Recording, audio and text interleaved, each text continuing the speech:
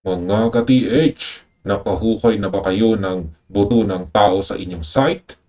O kaya naman ay may mga kakilala ba kayong mga treasure hunter na biglang huminto sa paghukay dahil nakatagpo sila ng bungo o kalansay sa ilalim ng lupa? Sa mundo ng paghahanap ng deposito, ang makatagpo ng labi ng tao ay isang napakatinding sandali.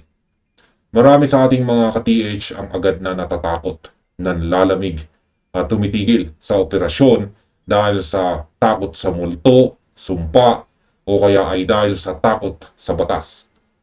Sa kabilang banda, may mga treasure hunter din na imbis na matakot ay lalo pang natutuwa at nagdiriwang. Para sa kanila, ang buto ng tao ay ang tinatawag na final sign, isang hudyat na ilang dipa na lamang ay maabot na ang pinapangarap na kayamanan ni Yamashita. Ngunit, ano nga ba ang totoong kahulugan ng mga butong ito kapag lumabas na sa inyong hukay? Sa video na ito, pag-uusapan natin ng malalim ang paksang ito batay sa aking sariling pagbasa at mga nakalap na impormasyon. Ito ba ay pahiwatig na malapit na tayo sa ginto o ito ay isang nakamamatay na babala na warning o babala na papasok na tayo sa isang trap na puno ng lason? Kaya ihanda ang inyong mga sarili dahil susuriin natin ang katotohanan sa likod ng misteryong ito. Ayon sa aking sariling pagbasa sa mga kwento at tala ng kasaysayan dito sa Pilipinas, ang mga labi ng tao ay madalas na ginagamit bilang mahalagang marka sa mga operasyon ng paglilibing ng deposito. Ang mga sundalong Hapon ay kilala sa pagiging madiskarte at brutal pagdating sa pagtatago ng kanilang mga nakuhang ginto. Dito pumapasok ang konsepto ng mga tinatawag na sentries o ang mga huling bantay. Sa maraming pagkakataon bago tuluyang isara ang isang tunnel o chamber, may mga sundalong Hapon o mga bihag na sadyang pinapatay sa loob mismo ng lagusan. Ang layunin nito ay dalawa. Una, upang hindi maipagsabi ang lokasyon, at ikalawa, upang magsilbing huling depensa o astral guard ng deposito.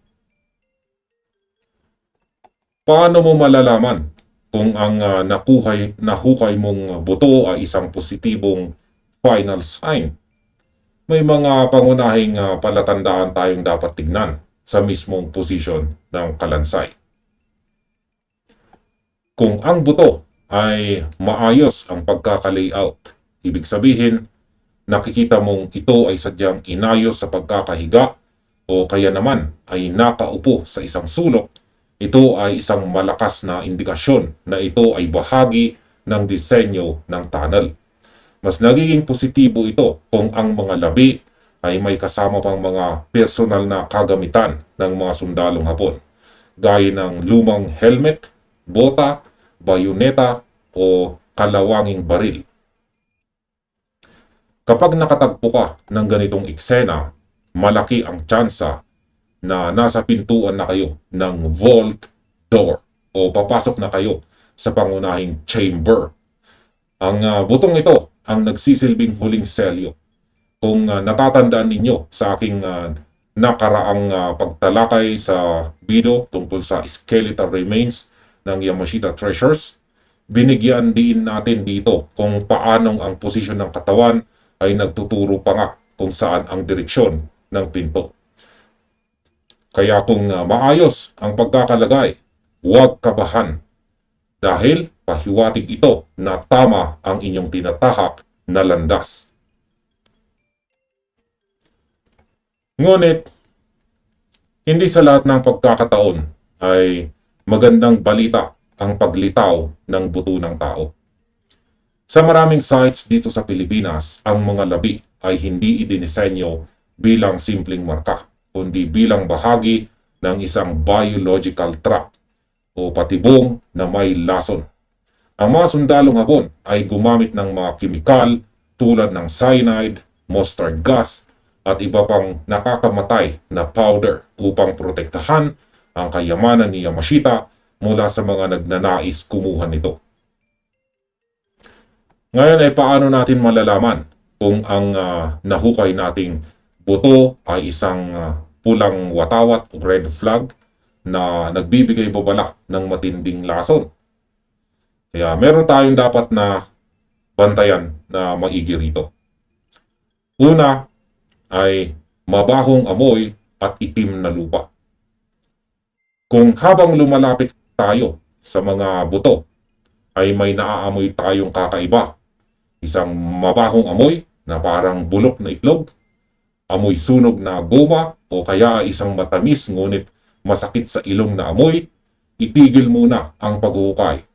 Kapag ang buto ay napapaligiran ng maitim na lupa na basa-basa o may kakaibang langis, ito ay indikasyon ng cyanide o chemical gas. Ang mga naunang tao na nagtangkang maghukay o ang mismong gumawa ng tunnel ay namatay dahil sa lason at ang kanilang mga buto ay naiwan doon. Kung ang mga buto naman ay nakita ninyong magkakagulo, parang itinambak lang, o kaya ay nagkahiwa-hiwalay na parang may nagpumiglas, mag-ingat. Ito ay nangangahulugan na ang mga taong iyon ay hindi sadyang inilibing bilang bantay. Sila ay maaaring mga biktima ng isang naunang trap, gaya ng biglaang pagguho o ang pagkawala ng hangin dahil sa lason. Ang kanilang magulong posisyon ay patunay ng kanilang huling sandali ng paghihirap. Ito naman ang isa sa pinakamapanganib. Kung sa paligid ng mga buto o sa ibabaw mismo ng bungo ay may nakikitang puting pulbos na parang apog o tisa, huwag na huwag ninyo itong hihipan o hahawakan.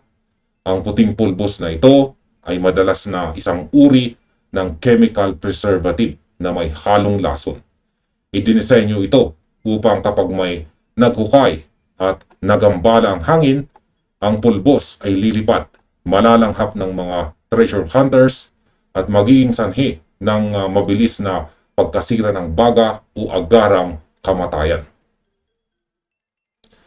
Dahil karamihan sa ating mga ka-TH ay mano-mano lamang kung maghukay at walang mga mamahaling kagamitan, napakahalagang umasa tayo sa tamang pag-iingat at talas ng pakiramdam. Kung makatagpo kayo ng buto ng tao sa inyong site, meron tayong mga hakbang dito na dapat nating sundin. Unang hakbang, huwag na huwag agad hahawakan ang buto ng walang proteksyon. Iwasan ang direktang pagdikit ng balat sa mga labi o sa lupaing nakapaligid dito. Gumamit ng makakapal na gloves. Hindi natin alam kung may mga natitira pang mga chemical residue na pwedeng pumasok sa ating balat o sa mga maliliit na sugat sa ating kamay. Pangalawang hakbang, gumamit ng industrial grade mask. Kung ang lalim ng inyong hukay ay lagpas na sa 15 feet at nakakita kayo ng mga labi ng tao, huwag na huwag kayong bababa ng walang suot na gas mask. Ang simpleng tela o surgical mask ay hindi sapat upang harangan ang lason ng cyanide o lumang gas na naimbak ng ilang dekada sa ilalim ng lupa. Kung walang gas mask, mas mabuting magpahangin muna sa hukay ng ilang araw gamit ang improvised blower. Ang ikatlong hakbang, mag-alay ng munting dasal o ritual. Bilang mga Pilipino, naniniwala tayo sa respeto sa mga pumanaw.